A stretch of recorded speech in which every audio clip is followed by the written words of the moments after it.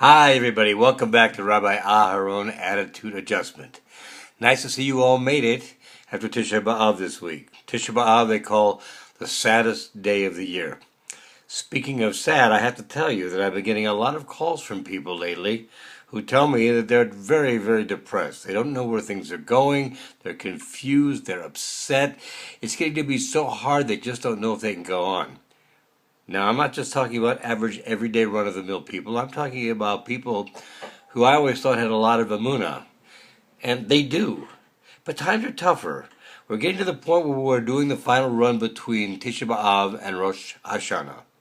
This is a time where we want to get our lives in order.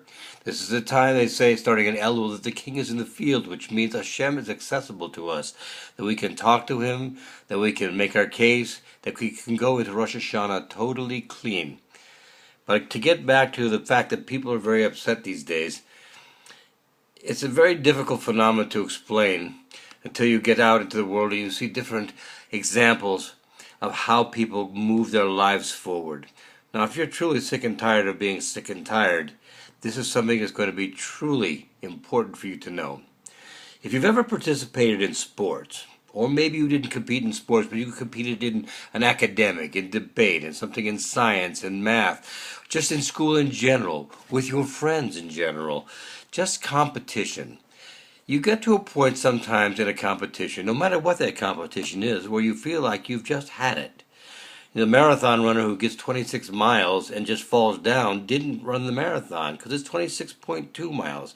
He has to make it all the way. Not only does he have to make it all the way, but he has to draw extra energy to be better that last 0.2 miles than he was a whole entire 26 miles. It's an amazing thing to watch. But I'll tell you a little secret. I've done a lot of athletics. I've competed a lot in life in a lot of different things. And I've talked to people who are trainers. Trainers are the people who make you be better than you are. And most trainers will give you a statistic similar to this. And I don't care if they're trainers for the Army, for the Special Forces, for the IDF, for the Navy SEALs, for weightlifters, for boxers, for kickboxers, karate people. It doesn't really matter. What they will tell you is when you get to the point where you say, I have nothing else left, I'm empty. There's nothing for me to give anymore. So at that point, you're 20% into it. That means you've got 80% left. You don't feel like you have 80% left, but they know you do. That's why they push you. That's why they make you run a little bit further, run a little bit faster, lift a little bit more, punch a little bit harder. Whatever the training they're giving you is, they push you beyond your comfort level because they want you to see that you are not yet even close to where you need to be. You're not even close to putting out all you can put out. And that when you realize that, and you can keep pushing further, this is how you grow. This is how you get better. This is how you become what you're supposed to be. Well, you know who's one of the best trainers around? HaKadosh Baruch Hu, Hashem, the creator of the universe. He's one of the best trainers. Now, we've talked about all the different tools that we can use at Bodadu. We talked about davening. We've talked about teshuvah. We've talked about everything you can use to bring yourself closer to him. But one of the most important things you need to remember is he's a father. And if you're a parent, you understand how important this is. You only want what's best for your children. You want them to grow.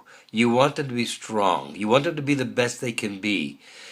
For example, if you had a 2-year-old and he wasn't walking yet, at which point do you say, I give up, he's never going to walk?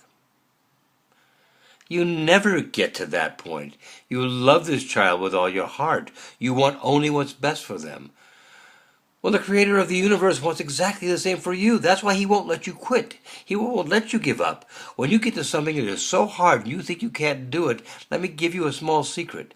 If you couldn't do it, he wouldn't have brought you to it. Okay?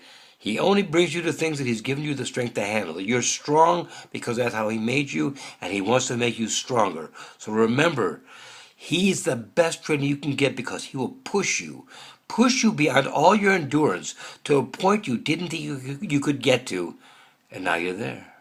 You're there. And your life is better, and you're stronger, And you're capable of handling more in the future.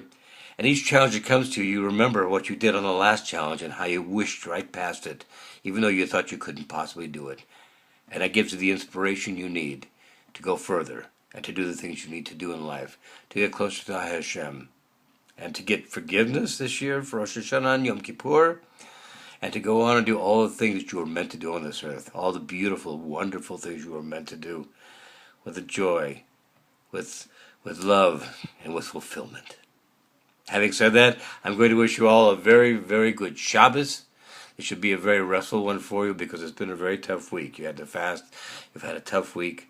So take some time now. This is why Hashem gave this to us as a gift. It's a one-day gift. Take it, enjoy it, use it, rest yourself, and get ready for the next week. Because you are a fighter, and you are tough, and you can make it through anything that the Yetzer Hara throws at you. So be well, and have a great Shabbos. All the best.